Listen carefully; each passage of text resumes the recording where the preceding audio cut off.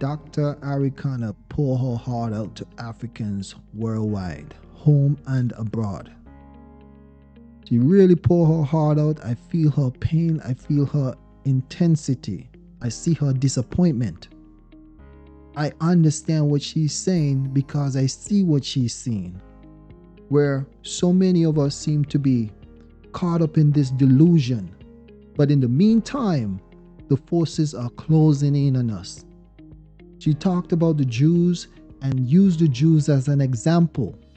And my question is, how is it that nobody else require a Marcus Garvey or a Malcolm X?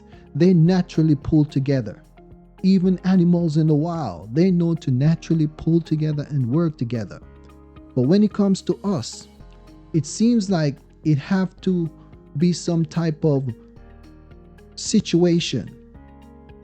Like Marcus Garvey said, if we don't fix ourselves, then circumstances are going to make us change.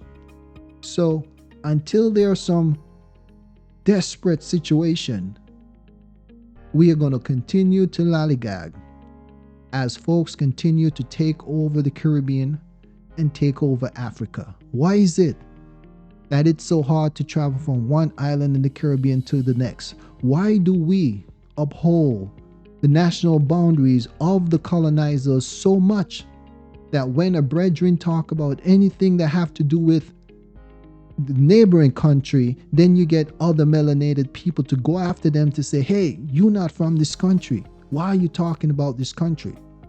But then they accept every other people just simply because they're born there. It's as if we can't think outside the box. But anyway, I'd like you to listen to what Dr. Arikana have to say because she laid it out better than I can. Allow me to share with you briefly that in 1945, 13 Jewish men met in the library. They didn't even have a place to meet. This was soon after Holocaust. The ideas they came up with during that meeting were based on two facts, two realizations that there was a need for them to unite, for them to speak with one voice when it comes to issues pertaining to them and their country. They also realized that their unity was useless if they did not back it up with financial resources. So that is all they did. They united. They said, we may not like each other as individuals, but when it comes to their Jewishness, when it comes to Israel, they stick together like superglue. They also pulled out their financial resources. If I may stop for a second, use Israel as an example and the Jewish people. The Jewish people own this little bitty tiny little piece of land, which is a desert. There's only 15 million Jews around the world. Compared to Africa, we have the largest landmass on earth, richest continent on earth, and over 400 million African diaspora. The Jews, their little bitty country that is a desert, financially, they control the world, whether you like it or not. When those Americans in Charlottesville were holding their tiki torches, talking about the Jews will not replace us, you never saw a single Jewish man on television complaining. They complain with their finances. Their dollars speak for them. Jews do not go and borrow money from anybody. They fund themselves. They're probably the most powerful people financially. Their money speaks for them. What did we do instead when George Floyd gets killed and many others were on the street? We make noise and that's it. If everybody that protested could put $1 and say, yes, we want to protest, but we're also going to do something about it, now we could get somewhere. We could get somewhere. Translate those voices into finances. Let's make that bridge. Let's create that bridge. Let's take a page from the Jews. Let's understand that as Black people, we are the most endangered species on earth. Let's also make a commitment that how long are we going to allow this carnage to go on? How long are we going to continue to be stupid? It's about the finances, my brothers and sisters. If we do not bring our finances together, if we do not understand that my $85 a month for a year is an investment in not only myself, but my children, my grandchildren, and generations to come, then who are we? What is the solution? Understand that the brain drain out of Africa started over 400 years ago with the children of Africa who were being taken out of Africa as slaves. Remember, when they were choosing which Africans to take out as slaves, they chose the fittest, the smartest, that who they felt would sustain and survive the rigorous journey across the Atlantic, followed by those who have left Africa in recent years in search of greener pastures, some running away from famine and wars.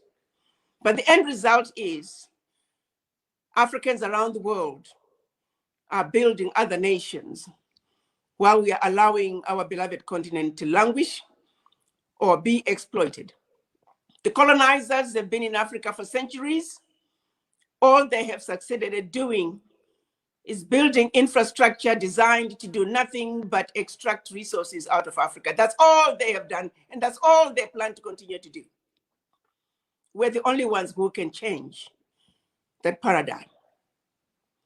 And that means the African diaspora must wake up. That means the African diaspora must understand what is really going on and not understand Africa from the eyes of the colonizers, from the eyes of the media that have chosen to paint Africa as a diseased and dying continent in need of rescue. Let's understand our Africa as African diaspora. Let's understand our role. It's very difficult for African businessmen in Malawi, in Botswana, to think continental.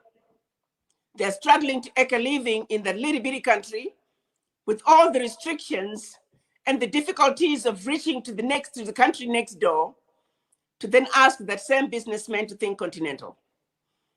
But the people who can help with that bridge, the people who are already integrated in a way, people who can come to Africa with an integrated mind, are the children of Africa in the diaspora. Like I said before, $1 million diaspora with $1,000, that's $1 billion. $1 billion is a lot of money. And then you take that 1 billion, let's do it a year in and year out. Financial resources, we need to pull our funds together. We need to begin to look at our continent as a continent. What do the market women in Africa need today? How do we begin to make it possible for a market woman in Nigeria to sell to the market woman in Kenya what she cannot find in Kenya, but it's in Nigeria? How do we begin to loosen those trade barriers? It's a level one. I'm hoping that the African Continental Free Trade Area can begin to address those issues. But looking at what we have right now, when you see countries still blocking borders, still making it difficult for Africans to travel freely around the continent, all of our challenges, if you begin to understand them, they all go back to the mind. We must open up our Africa. We need a single African currency. It's just that simple. We can't talk about the AFCFTA and still have 44 different currencies. We can't talk about a single Africa if we still have to carry a passport to travel around our country. We can't talk about progress within Africa if we still are having to fight all these various wars in the different countries as little bitty different military.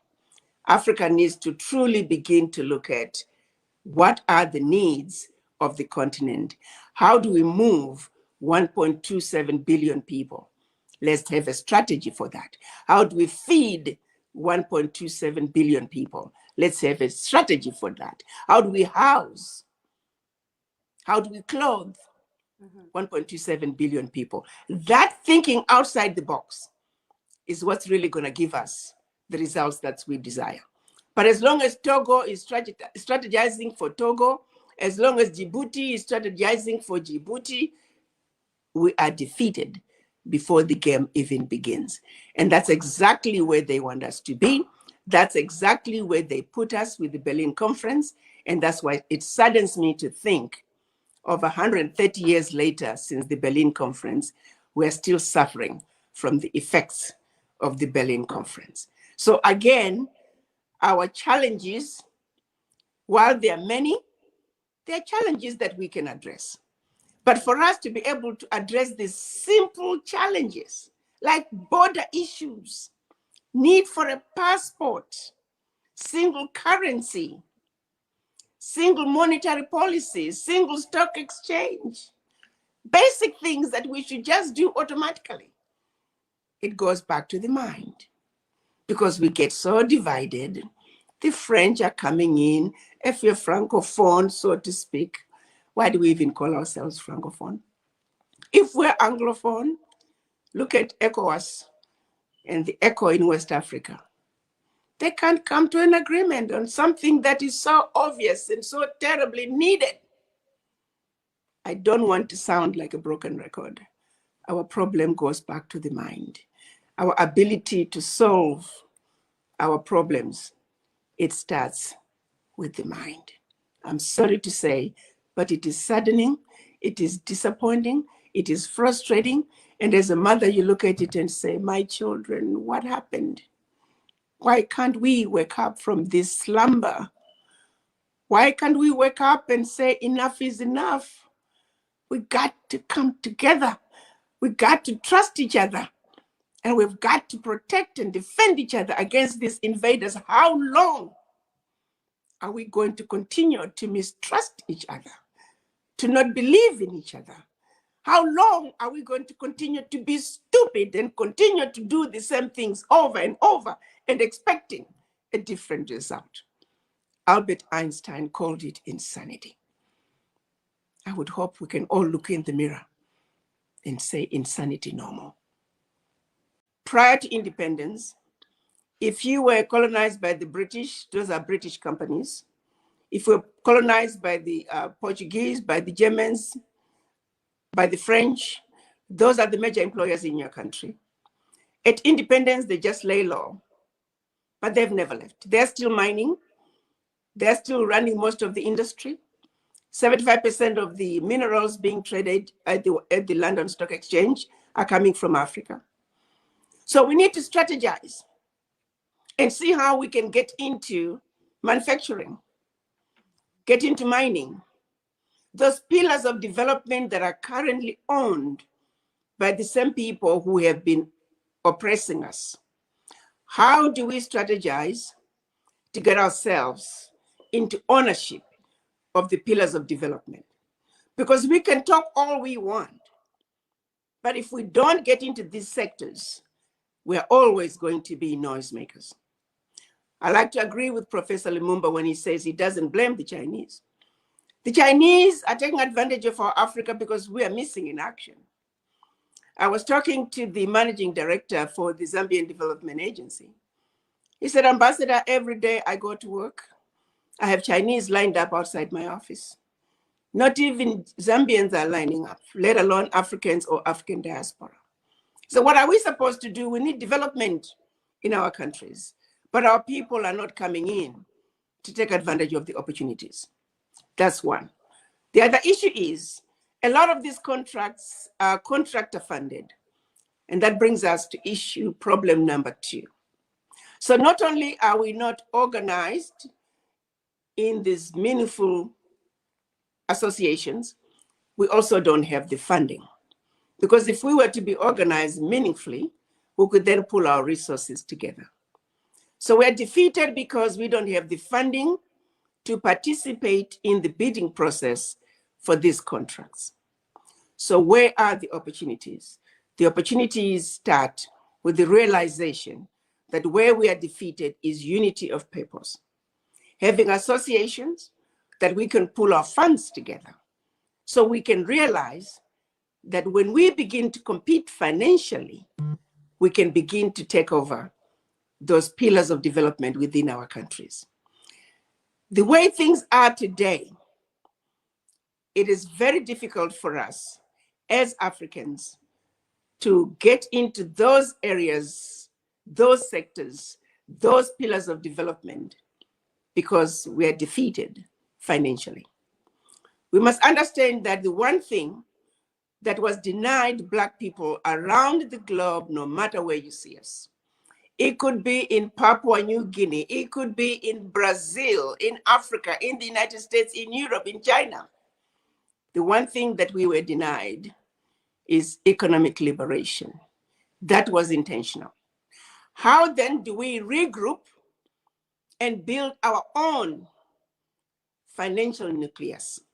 Because as long as we're still having an idea and going to them for funding, we're still enslaved. So it goes back to how do we create those meaningful relationships? It goes back to what we are doing as ADDI